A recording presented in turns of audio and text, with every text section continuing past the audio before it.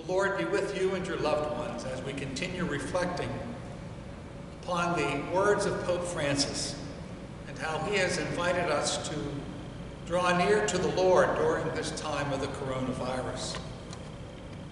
The picture that we had yesterday showed Pope Francis sitting at night alone in St. Peter's Square. And that evening of prayer and reflection, he read this gospel. That day, as evening drew on, he said to them, "Let us cross over to the farther shore."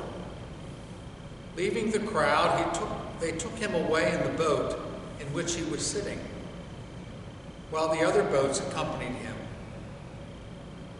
The waves were breaking over the boat, and it began to ship water badly.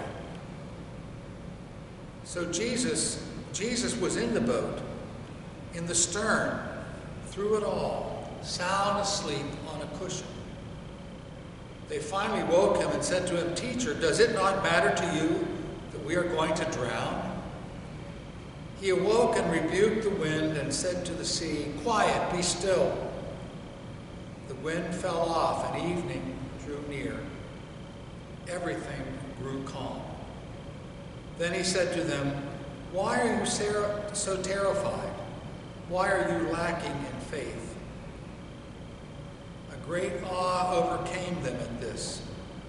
They kept saying to one another, "Who can this be that the wind and the sea obey him?" This image of the storm is one which Pope Francis has spoken of different times in regard to the coronavirus.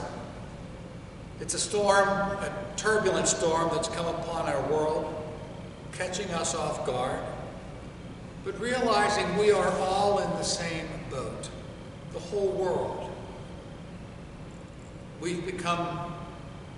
Life has become fragile and disorienting, and we might say with the apostles, we are perishing. And it's hard for us to understand the attitude of Jesus. There he was, sound asleep.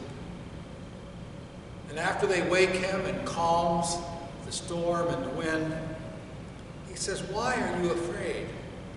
Have you no faith? Have you no faith?" We are in this boat, Pope Francis tells us. We are in this boat with Jesus. And he asks each one of us, "Why are you afraid? Have you no faith?" And we pay further attention to the dialogue between Jesus and his apostles. We see how they call on him, "Teacher, do you not care that we perish?" Do we really doubt that Jesus is going to care for us, as the apostles doubted that they would perish in the face of the storm? Do you not care about us? We might say that ourselves. Do you not care about me?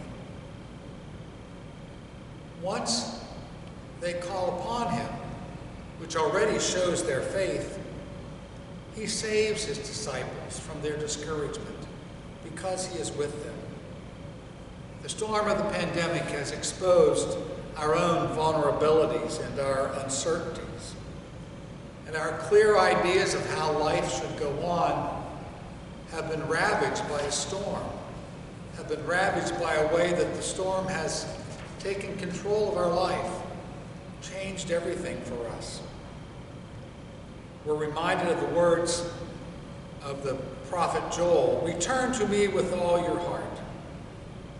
He's calling us to seize the time of trial as a time of choosing, not a time of judgment, but of our judgment, a time to choose what matters, what passes away, a time to separate us from what is necessary, to separate what is necessary from what is not. This beautiful passage of the gospel, we hear Jesus say, "Why are you afraid?